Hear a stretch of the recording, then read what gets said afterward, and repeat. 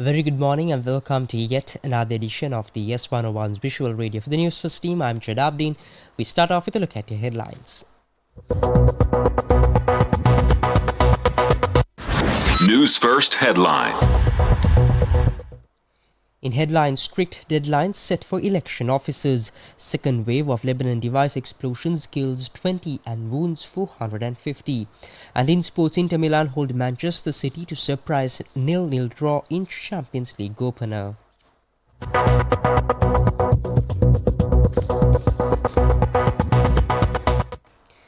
And now your news in detail. In local news, the Election Commission has issued a notification detailing the operational time limits for authorized election officers during the upcoming election period. According to the notification, the operation of notified branch election officers at the constituency level will cease at midnight today.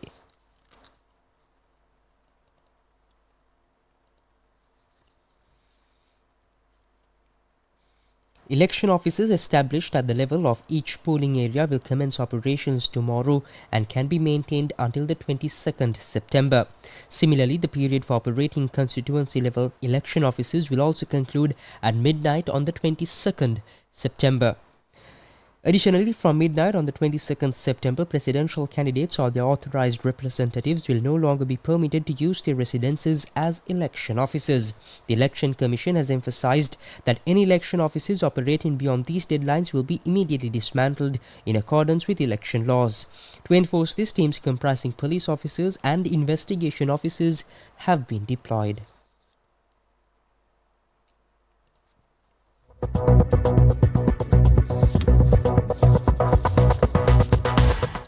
And still in local news, the Postal Department has successfully completed the door-to-door distribution of official polling cards for the upcoming 2024 presidential election.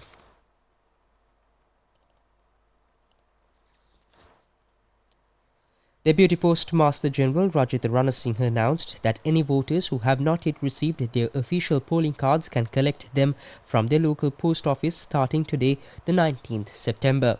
Voters are required to verify their identity to obtain their polling cards, which will be available for collection between 8 a.m. and 5 p.m. Additionally, the Election Commission has clarified that voters can still participate in the election even if they do not have the official polling cards, provided they carry a valid identity card.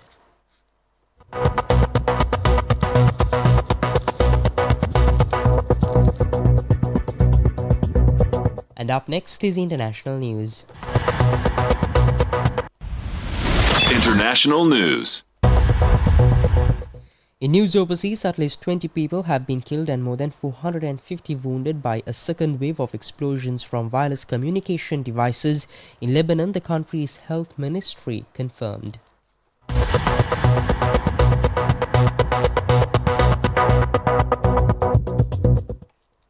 Walkie-talkies used by the armed group Hezbollah blew up in the southern suburbs of capital Beirut, the Bekaa Valley and southern Lebanon areas seen as its strongholds.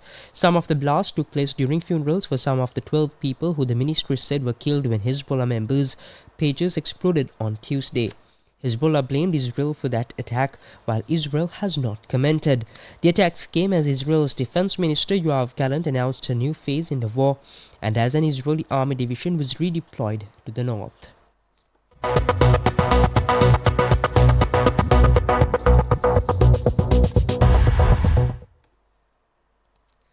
Up next is your update on sports.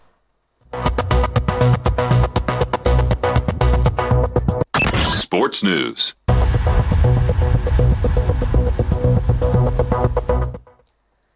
And in sports, Inter Milan escaped Etihad Stadium with a surprise 0-0 draw against Manchester City in the Champions League, exacting a small measure of revenge for their narrow loss to Pep Guardiola's side in last year's final. Both teams squandered numerous chances in a breathless back-and-forth affair. City were largely stalled by Inter's impressive discipline in defence, while Simon Inzaghi's Inter, who were dangerous on their break on a nervy night for both sides, lacked in finishing. City's goal machine Erling Haaland, who would have become the fastest player in history to record 100 goals for a European club had he scored, will have to wait to achieve that milestone.